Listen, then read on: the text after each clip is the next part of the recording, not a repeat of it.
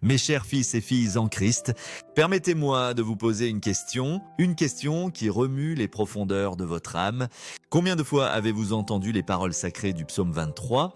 Peut-être ont-elles résonné pour la première fois dans votre cœur, au sein des murs vénérables d'une église, leur cadence apaisant votre esprit comme un baume, ou peut-être les avez-vous entendues lors d'un enterrement.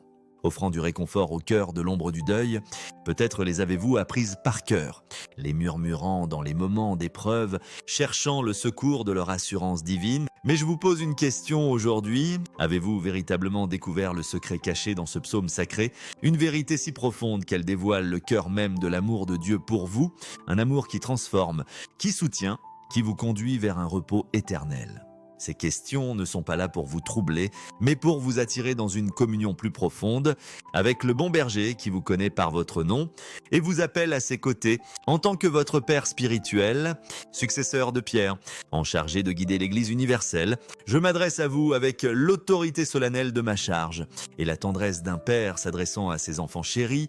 Mon cœur brûle de proclamer les vérités éternelles de notre foi, de vous conduire dans les bras de celui qui est le chemin, la vérité et la vie. Aujourd'hui, je vous invite à entreprendre un pèlerinage sacré à travers les paroles du psaume 23 pour en découvrir la puissance cachée. Une puissance qui peut renouveler votre confiance en la providence de Dieu, guérir vos blessures les plus profondes et vous guider vers la demeure éternelle préparée pour vous.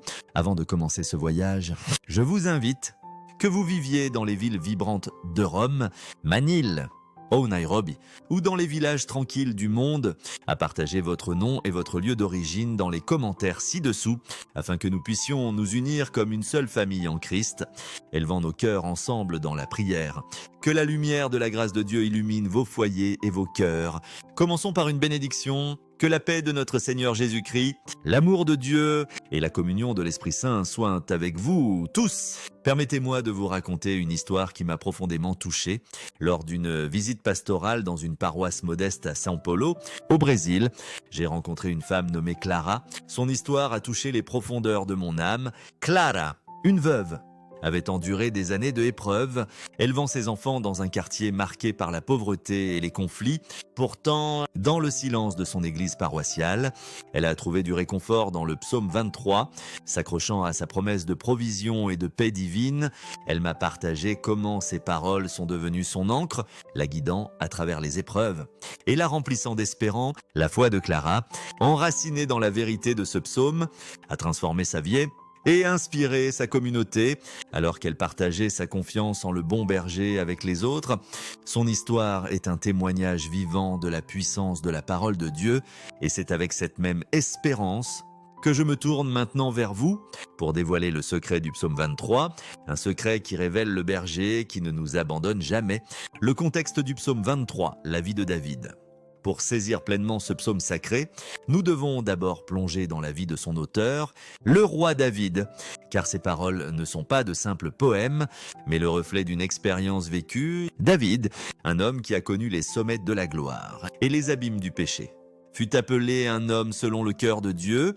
Avant d'être un roi oint pour diriger Israël, il était un berger, veillant sur son troupeau dans les champs, le protégeant contre les lions et les ours, le guidant vers la sécurité. Quand David proclame « Le Seigneur est mon berger », il ne parle pas comme un poète forgeant des métaphores, mais comme quelqu'un qui a vécu la vie d'un berger, qui comprend la dépendance totale des brebis envers leur guide. En Israël antique, les bergers étaient plus que des gardiens. Ils étaient des protecteurs, des pourvoyeurs, des leaders confiés d'un troupeau qui fournissait laine, laït et sacrifices pour l'adoration. Les brebis, impuissantes sans leur berger, dépendent de lui pour trouver nourriture et sécurité.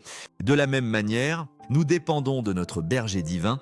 Le psaume 100, verset 3 affirme « Nous sommes son peuple, les brebis de son pâturage ». Ésaïe 40, verset 11 confirme « Il conduit son troupeau comme un berger, il prend les agneaux dans ses bras ». Ézéchiel 34, verset 11 à 12 déclare « Je chercherai moi-même mes brebis, et je veillerai sur elles ». Et notre Sauveur lui-même proclame dans Jean 10, verset 11 « Je suis le bon berger ». Ces paroles révèlent un Dieu qui nous connaît intimement, qui nous appelle par notre nom, qui marche à nos côtés avec une tendresse infinie. La déclaration de David est une profession de confiance, un abandon à celui qui n'abandonne jamais son troupeau. En tant que votre berger spirituel, je vois dans ces mots un appel à reconnaître notre dépendance envers Dieu, à lui faire confiance pour nous guider avec amour et à suivre là où il nous mène. Cette vérité est le fondement du secret que nous allons explorer, un secret qui commence par l'assurance de la provision divine, une promesse qui découle du cœur du berger. Méditons maintenant sur la promesse profonde des premiers mots de David. Le Seigneur est mon berger, je ne manquerai de rien. La promesse de la provision divine.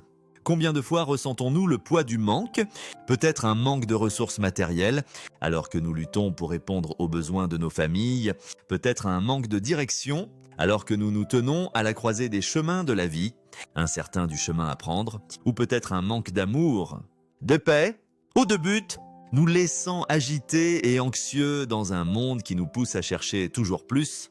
Pourtant, David proclame une vérité radicale, si le Seigneur est notre berger, nous ne manquerons de rien. Cela ne signifie pas que nous recevons chaque désir passager de notre cœur, mais que notre berger fournit tout ce dont nous avons véritablement besoin pour nos âmes et notre voyage. Le mot hébreu shezeh, signifiant manquer ou être démuni, nous assure qu'avec Dieu comme guide, nous ne sommes jamais privés de l'essentiel. Les Écritures regorgent de témoignages de la provision de Dieu, chacun étant un phare de sa fidélité. Dans Exode chapitre 7, Dieu a fait pleuvoir la manne du ciel pour nourrir les Israélites dans le désert. Un miracle quotidien de subsistance. Dans 1 Roi chapitre 17, il a envoyé des corbeaux pour apporter de la nourriture à Élie pendant une sécheresse, prouvant son soin de la manière la plus inattendue. Dans Matthieu chapitre 14, notre Seigneur a multiplié 5 pains et 2 poissons pour nourrir des milliers de personnes, révélant son pouvoir sur la pénurie. Ces récits proclament un Dieu qui ne fait jamais défaut. Et je vous assure, il ne vous fera pas défaut maintenant. Pourtant, trop souvent, nous doutons du soin du berger, nous nous inquiétons pour nos finances. Craignant de ne pas avoir assez, nous nous préoccupons de l'avenir. Imaginant des périls qui pourraient ne jamais arriver, nous poursuivons des solutions mondaines, richesse, statut, distraction, pensant qu'elles combleront le vide pour nous retrouver perdus et vulnérables, comme des brebis s'éloignant du pâturage. Je me souviens d'un moment de mon propre pontificat, lorsque le poids de guider l'Église pesait lourdement sur moi. Dans la prière, je me suis tourné vers le psaume 23. Les mots « je ne manquerai de rien » m'ont rappelé que la provision de Dieu est assez suffisante, non seulement pour mes besoins, mais pour ceux de son Église. Cette vérité a stabilisé mon cœur, et elle peut stabiliser le vôtre également. Pour marcher dans la provision de Dieu, nous devons faire confiance qu'il connaît nos besoins avant même que nous ne les exprimions.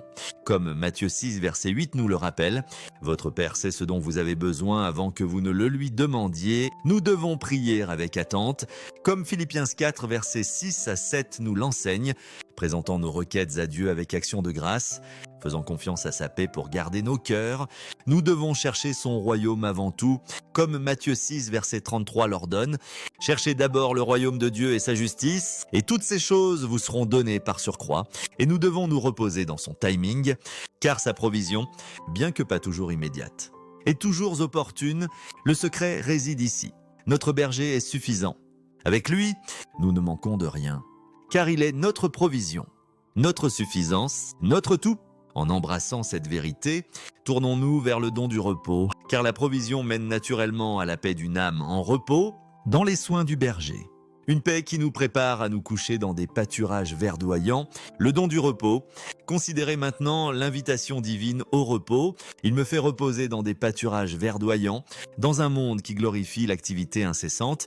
Travail, ambition, poursuite effrénée du succès. Le repos nous échappe.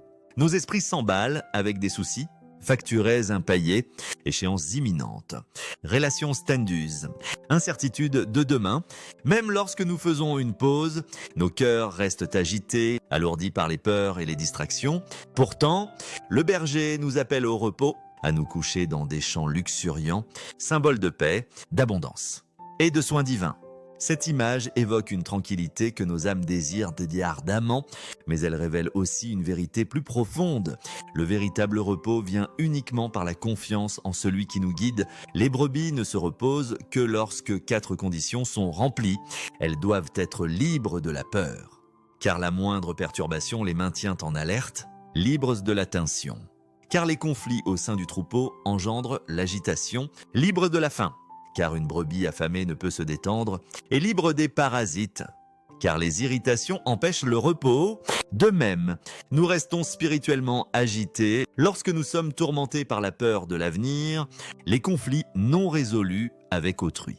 La faim spirituelle pour la présence de Dieu ou le bruit constant des distractions mondaines, médias sociaux, actualités, opinions incessantes. Dieu, dans ses miséricordes infinies, nous oblige parfois à nous reposer, nous ralentissant à travers des saisons d'attente, de maladies ou de portes fermées. Ces moments, bien que difficiles, sont des actes d'amour. Car sans repos, nous risquons l'épuisement physique et spirituel. Jésus lui-même nous appelle dans Matthieu 11, versets 28 à 30. « Venez à moi, vous tous qui êtes fatigués et chargés, et je vous donnerai du repos. Ce repos n'est pas une simple cessation du travail, mais un abandon à celui qui tient toutes choses dans ses mains. Je pense à une jeune femme nommée Elena, que j'ai rencontrée dans une paroisse à Mexico. Elena, enseignante, était submergée par les exigences de son travail et de sa famille, son cœur lourd de stress. Dans un moment de désespoir, elle s'est tournée vers le psaume 23 dans la prière et les mots « Il me fait reposer » ont parlé à son âme. Elle a commencé à réserver du temps pour une réflexion silencieuse. Confiance et fardeau à Dieu et à trouver une paix qui a renouvelé sa force. Son histoire nous rappelle que le repos est un don, mais il exige que nous fassions confiance aux soins du berger. Mes enfants, qu'est-ce qui vous empêche de vous reposer dans la présence de Dieu? Est-ce la peur, vous retenant captif de ce qui pourrait être? Est-ce que le manque de pardon, une tension qui lie votre cœur? Est-ce une faim spirituelle, un désir pour le Dieu que vous avez négligé? Où sont-ce les parasites de la distraction? Le bourdonnement constant d'un monde qui vous éloigne de la prière, relâchez ces fardeaux au berger. Laissez-le vous conduire vers des pâturages verdoyants, où votre âme trouve le repos. Faites confiance qu'il est en contrôle. Et dans sa présence, vous trouverez la paix qui surpasse l'entendement, les eaux calmes de la paix. Ce repos nous prépare pour le don plus profond de la paix, car une âme en repos est prête à boire aux eaux calmes de la grâce de Dieu, une paix qui coule du cœur du berger. Imaginez-vous debout au bord d'un lac tranquille, sa seule fesse est intacte, reflétant une parfaite sérénité. C'est la vision du psaume 23, verset 2. « Il me conduit près des eaux calmes. » Pourtant, combien d'entre nous sont pris dans les eaux tumultueuses de la vie? Le torrent de l'anxiété inonde nos esprits, nous préoccupant de choses hors de notre contrôle. Le courant de l'agitation nous emporte, ne laissant aucun temps pour la réflexion. Les vagues des médias sociaux, des actualités, des opinions, déferlent sur nous, étouffant la voix de Dieu. Les brebis craignent les ruisseaux rapides, car leur laine lourde peut les entraîner vers la ruine. De même, nous risquons de nous noyer dans le chaos de la vie, à moins d'être guidés par notre berger vers des eaux calmes, où nous pouvons boire profondément de sa paix. Notre Seigneur Jésus, l'eau vive, offre une paix qui perdure, une paix qui étanche la soif de nos âmes. Dans Jean chapitre 4, il promet: « Celui qui boit l'eau que je lui donnerai n'aura jamais soif. » Les offres du monde, richesse, succès, divertissement ne sont que des citernes brisées, incapables de satisfaire. Seule la paix du Christ garde nos cœurs. Comme Philippiens 4, verset 7 l'assure, la paix de Dieu qui surpasse toute intelligence gardera vos cœurs et vos pensées en Jésus-Christ. Je me souviens d'un jeune homme nommé Polo, rencontré dans une paroisse à Manille. Polo luttait contre l'anxiété. Submergé par les pressions du travail et de la famille, à travers la prière quotidienne et la méditation sur le psaume 23, il a trouvé une paix qui l'a ancré, transformant son cœur et ses relations. Son histoire témoigne de la puissance du berger à nous conduire vers des eaux calmes. Pour trouver cette paix, nous devons laisser le berger guider en abandonnant notre besoin de contrôler. Nous devons être immobiles devant lui. Comme le psaume 46, verset 10 l'ordonne, « Soyez calmes et sachez que je suis Dieu. » Nous devons prier sans cesse, comme Philippiens 4, verset 6 l'enseigne, présentant chaque souci à Dieu, et nous devons faire confiance à sa nature immuable, car il est le même hier, aujourd'hui et pour toujours. La paix n'est pas l'absence de tempête, mais la présence du berger qui les calme. Jésus a dormi au milieu de la tempête sur la mer de Galilée, Paul a chanté en prison, et David a écrit ces mots au cœur des batailles. Tout cela parce qu'il faisait confiance à celui qui les guidait. Mes enfants, Lâchez le chaos. Laissez le berger vous guider et buvez profondément des eaux calmes de sa grâce. Cette paix restaure nos âmes, car le soin du berger guérit nos blessures les plus profondes, nous préparant au renouveau que lui seul peut apporter, la restauration de l'âme. La vie nous blesse tous. Mes chers enfants, les chagrins d'amour brisent notre confiance. La trahison pique nos cœurs, la perte laisse des cicatrices invisibles et les fardeaux de la vie épuisent nos esprits. Nous sourions extérieurement, mais intérieurement, nous pouvons nous sentir fatigués, vides, brisés. Pourtant, le psaume 23, verset 3 proclame une promesse divine. Il restaure mon âme. Le mot hébreu chouv, signifiant rafraîchir ou réparer, évoque l'image d'un berger relevant une brebis tombée, renouvelant sa force. Seul Dieu peut guérir les blessures les plus profondes de nos cœurs, car il est le médecin divin, celui qui pense les cœurs brisés. Les Écritures racontent le pouvoir restaurateur de Dieu. Joseph, trahi par ses frères et vendu en esclavage, fut restauré à la gouvernance en Égypte, sa douleur transformée en dessein. Job, dépouillé de sa famille, de sa richesse et de sa santé, fut restauré avec des bénédictions doublées, sa foi affinée par la souffrance. Pierre, brisé par son reniement de Jésus, fut restauré au leadership, sa honte transformée en gloire. Ces histoires nous assurent que Dieu peut vous restaurer aussi, peu importe la profondeur de vos blessures. Sa présence apporte la joie, comme le psaume 16, verset 11 le confirme.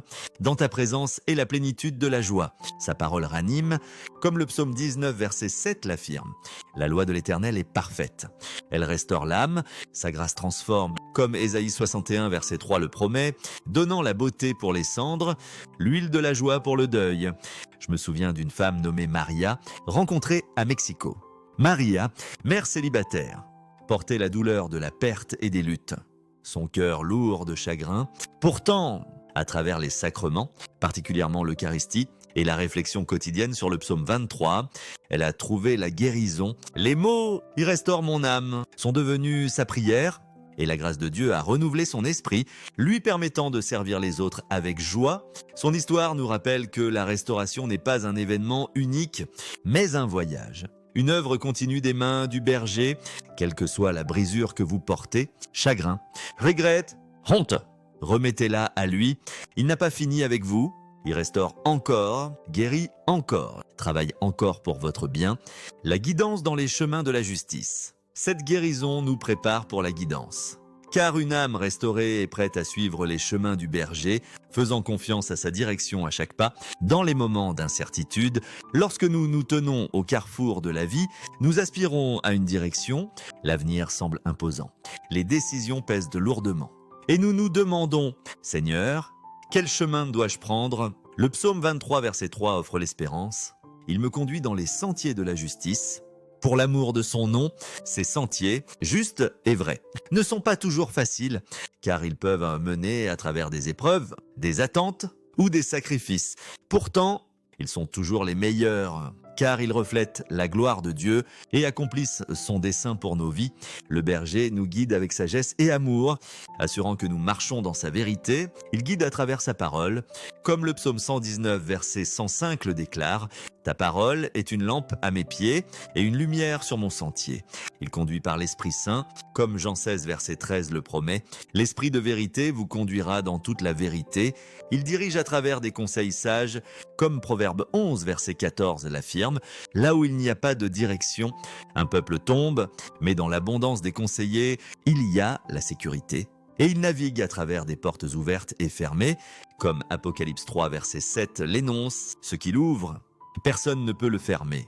Et ce qu'il ferme, personne ne peut l'ouvrir, même si vous avez erré, pris de mauvais tournants, ou fait des erreurs. Dieu rédime.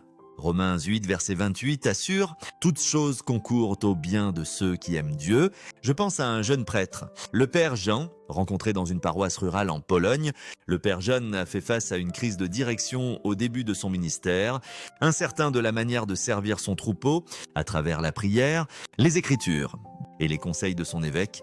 Il a trouvé la clarté, conduisant sa paroisse à une foi plus profonde. Son histoire nous rappelle que les chemins de Dieu sont pour sa gloire, que nos vies puissent témoigner de sa bonté. Votre dessein n'est pas seulement le vôtre, il est pour l'amour de son nom, un témoignage de sa fidélité. Faites confiance à la guidance du berger, suivez où il vous mène. Et sachez que ces sentiers mènent à travers les épreuves vers le triomphe, la présence dans les vallées, car même dans les vallées les plus sombres, il est proche, la vie apporte des vallées, des saisons de douleur, de perte ou de peur, qui testent notre foi. Et dépendant de notre résolution, nous pouvons questionner Dieu, « Où es-tu » Pourtant, le psaume 23 verset 4 déclare « Quand je marche dans la vallée de l'ombre de la mort, je ne crains aucun mal. Car tu es avec moi », ces mots ne nient pas la réalité des épreuves, mais affirment la présence du berger dans nos heures les plus sombres. Jean 16 verset 33 nous rappelle « Dans le monde, vous aurez des tribulations, mais prenez courage, j'ai vaincu le monde. » Le mot hébreu salmav, signifiant obscurité profonde, décrit nos saisons les plus difficiles. Maladie, deuil, dépression, peur. Pourtant, une ombre ne peut faire de mal. Elle signale une lumière à proximité, la lumière de Dieu, toujours présente, toujours guidante. Les Écritures regorgent d'histoires de la présence de Dieu dans les épreuves. Daniel a fait face à la fosse au lion. Pourtant, Dieu était là, fermant la gueule des bêtes. Shadrach, Méshach et Abednego ont tenu dans la fournaise ardente. Pourtant, Dieu a marché avec eux. Intacts, Paul et Silas, emprisonnés et battus, chantaient des louanges et Dieu les a délivrés. Je me souviens d'Amina, une mère rencontrée dans un camp de réfugiés en Jordanie. Amina avait fui la guerre, perdant sa maison et son mari. Pourtant, sa foi en le berger l'a soutenue, serrant son chapelet. Elle priait le psaume 23 chaque jour, trouvant la force de s'occuper de ses enfants et d'inspirer sa communauté. Son courage nous rappelle que les épreuves ne sont pas la fin, mais un passage à travers lequel le berger nous guide. Le courage ne vient pas en évitant les vallées, mais en faisant confiance à celui qui marche avec nous. Le psaume 30 verset 5 promet « Les pleurs peuvent durer toute la nuit, mais la joie vient au matin. Votre vallée est temporaire. » La victoire attend de l'autre côté. La présence du berger est votre assurance. Et son bâton et sa houlette, symbole de protection et de guidance, apportent du réconfort, nous préparant à affronter les épreuves avec foi. Le bâton et la houlette, protection et discipline. Le bâton et la houlette du psaume 23, verset 4, ne sont pas de simples outils, mais des emblèmes de l'amour de Dieu. Le bâton, un gourdin lourd, repousse les prédateurs, signifiant sa défense. Ésaïe 54, verset 17 déclare « Aucune arme forgée contre vous ne prospérera. » La houlette, avec son extrémité courbée, guide et sauve, reflétant sa direction. Proverbe 3, versets 5 à 6 exhorte « Confie-toi en l'Éternel de tout ton cœur, et il aplanira tes sentiers. » La discipline de Dieu, bien que ferme, est amour et non colère, comme Hébreux 12, verset 6 le confirme. Le Seigneur châtie celui qu'il aime. Je pense à Lucas, un jeune homme à Rome qui a fait face à la perte d'emploi et au désespoir. À travers la prière et les conseils de son pasteur, il a ressenti la correction de Dieu, le détournant de la colère vers la confiance. Sa foi renouvelée a conduit à de nouvelles opportunités, un témoignage du soin protecteur de Dieu. La discipline n'est pas une punition, mais une preuve que nous sommes à lui, aimés et guidés par un berger qui ne fait jamais défaut, embrasser son bâton et sa houlette, car il nous assure de son plan. Un plan qui se déploie même au milieu de l'opposition, alors qu'il prépare une table en présence de nos ennemis, la table au milieu des ennemis, au cœur de l'opposition. Le psaume 23, verset 5 proclame « Tu dresses devant moi une table en face de mes ennemis ». Ce banquet signifie la faveur de Dieu, accordée même lorsque les ennemis, peur, doute ou adversaires humains nous entourent. Dans les temps bibliques, la table d'un roi était un symbole d'honneur et de protection, une déclaration publique de faveur. Dieu n'éloigne pas nos ennemis, mais nous bénit sous leurs yeux, prouvant leur impuissance face à sa volonté. Les frères de Joseph cherchaient sa ruine.